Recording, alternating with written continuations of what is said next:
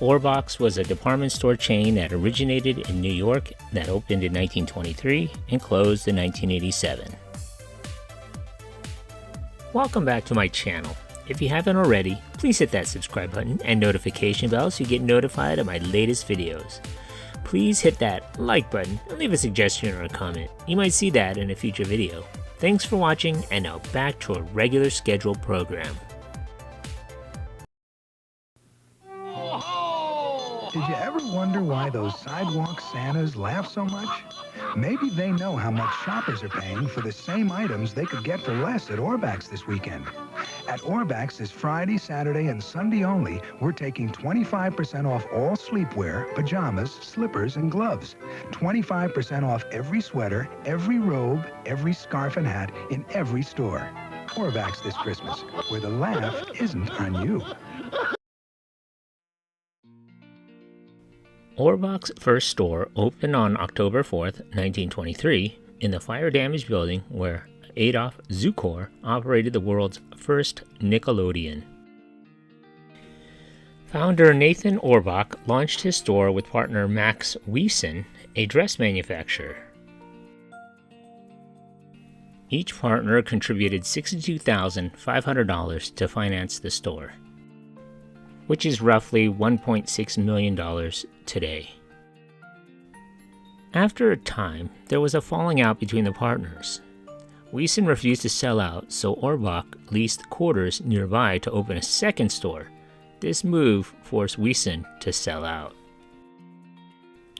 Ohrbach would pay his former partner $500,000. Not a bad return on an investment for 3 years of work. Ohrbach's former partner brought women's ready-to-wear in the form of job lots, seconds, manufacturers' overstocks, and irregulars. Ohrbach sold these in large volume and at a low price. After buying Wiesen out in 1928, he added men's and children's furnishings and accessories. He started to trade up his women's wear and offer higher style garments. Other policies formalized at this time were no price advertising, minimum sales force, no alterations, no deliveries, cash and carry, and no special sales periods.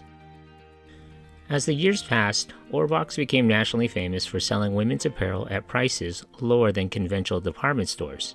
Stressing his slogan, "A business in millions, a profit in pennies," Mr. Ohrbach expanded his business by taking over a lower markup than other retailers and by selling copies of couture fashions.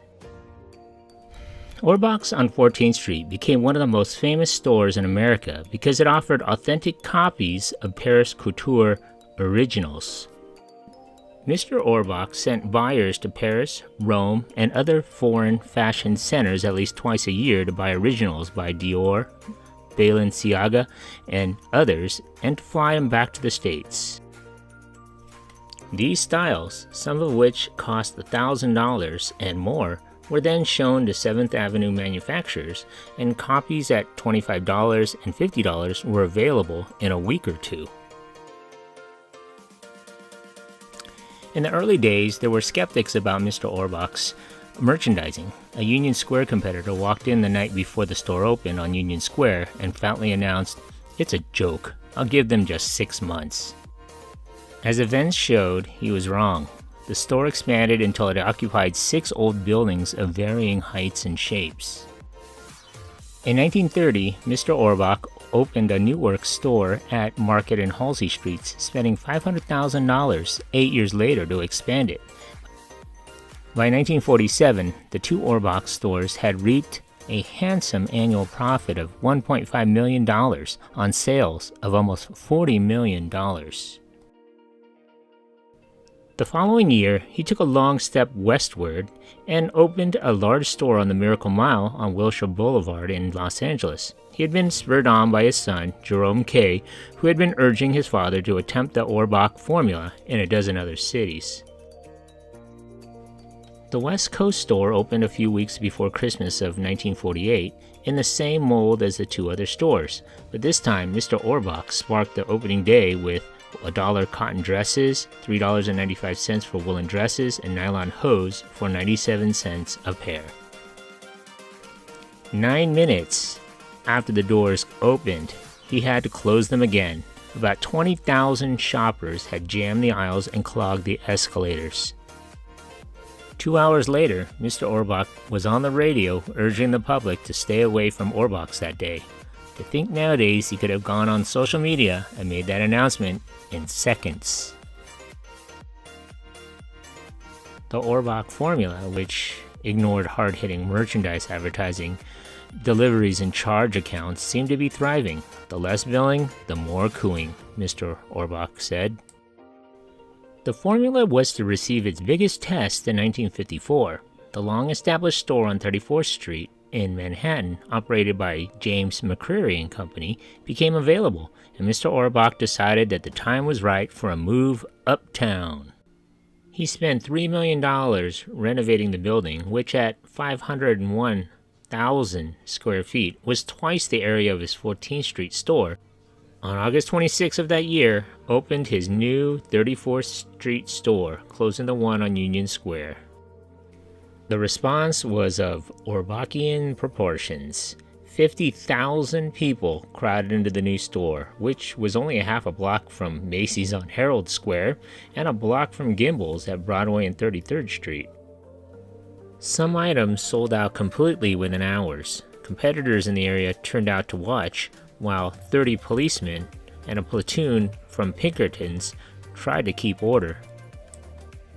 The success of the Miracle Mile store led the company in 1953 to open another branch in downtown Los Angeles when it acquired the 12-story Millerons building at 5th and Broadway.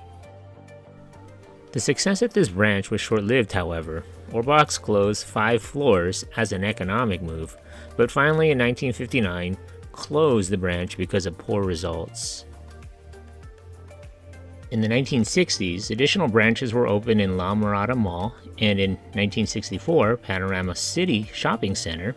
In 1965, the Miracle Mile store was relocated to the former Cebu department store at Wilshire and Fairfax.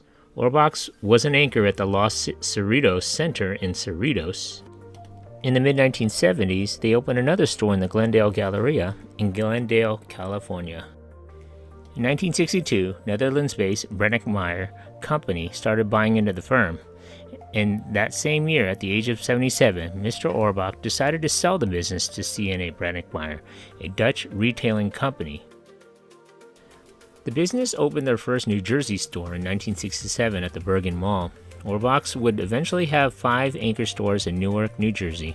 Sales started to slump at the New York and New Jersey locations in the late 1960s and early 70s in the aftermath of the race riots. Ohrbach's reputation found its way into Hollywood and the small screen. They supplied clothing for the television soap operas All My Children, Dark Shadows, The Doctors, Mr. Ed, I Love Lucy, The Donna Reed Show, and others. Many actors routinely wore Ohrbach's designer outfits on camera. Brenninkmeijer's Amcena Corporation purchased the New Jersey-based Howland and Steinbach store chain in June of 1986. Later that year, it announced the closure of all remaining Ohrbach stores. 6 locations would reopen in February of 1987 under the Steinbach name. What happened? Nathan Ohrbach's methods of selling quality merchandise at discounted prices worked well at first. However, as more and more clothing stores sprung up, the company found itself having to raise their prices, add more product lines, and find additional ways to stand out in a crowded industry. After his retirement, the Dutch Brenninkmeijer's company realized that it was becoming increasingly difficult to stay on top of current trends, undercut their opponents' prices, and still stay afloat. Another problem was the fact that top designers had their pick of department store franchises to sell their wares. Businesses really had to stand out to attract attention, and it was an area where Ohrbach started falling short. They didn't have the resources or enough locations to be able to secure exclusive agreements with some of the biggest clothing manufacturers, which made it hard to keep up with their competition. Discounters and changing customer tastes also contributed to Ohrbach's demise. Hey, if you just watched my video, thanks for watching. Hit that like button and please subscribe to Eric C. Productions.